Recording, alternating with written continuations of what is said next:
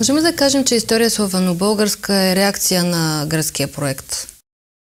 Категорично можем да кажем, че тя е реакция на гръцкия проект, тъй като Евгения Болгарис и Паисий Хилендарски живеят и работят по едно и също време в Атон.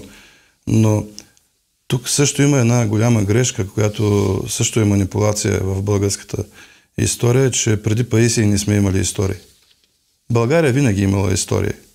Още повече, че примерно историята на Петър Богдан Бакшев 100 години преди Паисий възниква като реакция на реформите на патриарх Никон в Русия, с които той започва да унищожава българското влияние, българската история и започва да се пренаписват всички български книги, да се фалшифицират изворите.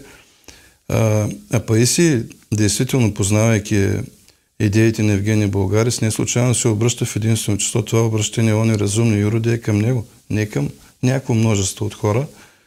Но, за съжаление, Паисий не е бил човек с европейски измерения. Той е бил просто един патриот българин. Но затова, вижте как се случва понякога, може би и вие разсъждавате така, че както и мнозина българи, че преди Паисий не сме имали писана история. И това е така, защото не само е написано, но да кажем Иван Вазов, патриарха на българската литература, в своето стихотворение Паисий казва един крилат израз, който за съжаление не е истина. От днеска нататък българския род история има и става народ. И това налага една формула, в която се запечатва в главите на българите, че преди Паисий не сме имали история.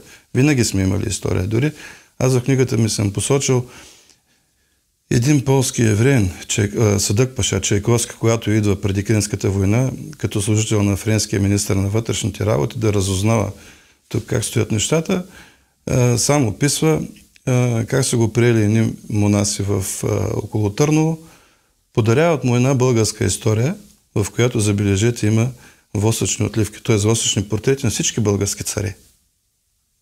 Това какво е говори, че нямаме история ли? Винаги сме имали история, но тя колкото се може е била унищожавана, особено след 1767 година от фанариотите.